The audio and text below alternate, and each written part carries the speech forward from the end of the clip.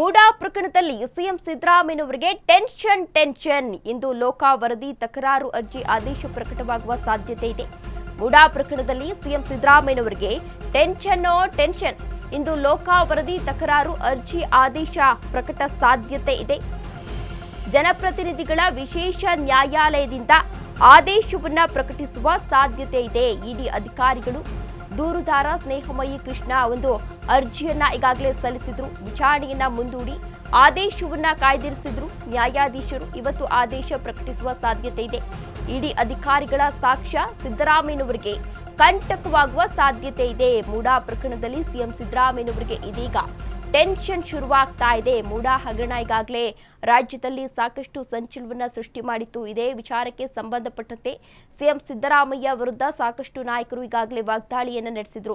CM ಸಿದ್ದರಾಮಯ್ಯನವರು ನೈತಿಕ ಹೊಣೆಯನ್ನ ಹೊತ್ತು ರಾಜೀನಾಮೆಯನ್ನ ನೀಡಬೇಕು ಎಂದು ಒಂದು ಪಾದಯಾತ್ರೆಯನ್ನ ಕೂಡ ಈಗಾಗಲೇ ವಿಪಕ್ಷ ನಾಯಕರು ಹಮ್ಮಿಕೊಂಡಿದ್ರು.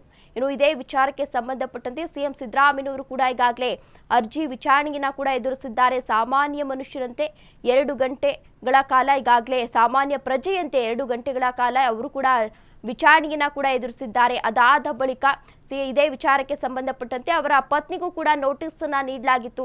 ಜೊತೆಗೆ ಈಗಾಗಲೇ ಕ್ಲೀನ್ ಚಿಟ್ ಅನ್ನ ಕೂಡ ನೀಡಲಾಗಿದೆ. ಅದಾದ ಬಳಿಕ ಸ್ನೇಹಮಯಿ ಕೃಷ್ಣ ಅವರು ಒಂದು ದೂರನ್ನ ಕೂಡ ಅರ್ಜಿಯನ್ನ ಕೂಡ ಸಲ್ಲಿಸಿದ್ರು. ಇಡಿ ಅಧಿಕಾರಿಗಳ ಸಾಕ್ಷ್ಯ ಸಿದ್ದರಾಮಯ್ಯನವರಿಗೆ ಇದೀಗ ಕಂಟಕ ಆಗುವ ಸಾಧ್ಯತೆ ಇದೆ. ಇದೀಗ ಸಿಎಂ ಸಿದ್ದರಾಮಯ್ಯನವರಿಗೆ ಇದು ಕಂಟಕ ಆಗುತ್ತಾ? ಟೆನ್ಷನ್ ಕೂಡ ಈಗಾಗಲೇ ಶುರುವಾಗಿದೆ. ಇಂದು ಲೋಕ ವರದಿ ತಕರಾರು ಅರ್ಜಿ ಆದೇಶ ಇವತ್ತು ಪ್ರಕಟ ಆಗುವ ಸಾಧ್ಯತೆ ಇದೆ. ಜನಪ್ರತಿನಿಧಿಗಳ ವಿಶೇಷ ನ್ಯಾಯಾಲಯದಿಂದ ಆದೇಶವನ್ನ ಪ್ರಕಟಿಸುವ ಸಾಧ್ಯತೆ ಇದೆ. ಇಡಿ ಅಧಿಕಾರಿಗಳು ದೂರುದಾರ ಸ್ನೇಹಮಯಿ ಕೃಷ್ಣ ಅವರು ಒಂದು ಅರ್ಜಿಯನ್ನ ಕೂಡ ಸಲ್ಲಿಸಿದ್ರು.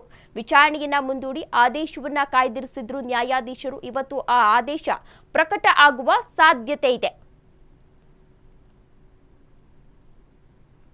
ಇನ್ನು ಮೂಡಾ ಪ್ರಕರಣದಲ್ಲಿ ಸಿಎಂ ಸಿದ್ದರಾಮಯ್ಯನವರಿಗೆ ಇದೀಗ ಟೆನ್ಷನ್ ಕೂಡ ಶುರುವಾಗಿದೆ.